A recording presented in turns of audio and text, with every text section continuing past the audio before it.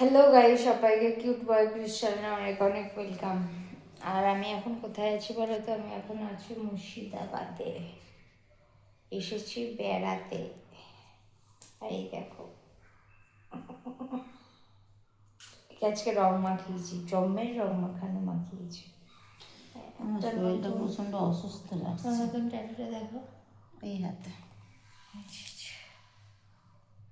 Tattoo নিচে মিষ্টুর নাম লেখা আছে। কি করব, আজকে তো হোলি স্পেশাল। আজকে হোলি স্পেশালে থালিতে ছিল মাটন, চচ্চড়ি মাছ। মাছ না মাছ চচ্চড়ি? না না, কি খচ্চড়ি মাছ বললো ধুতে নাকি?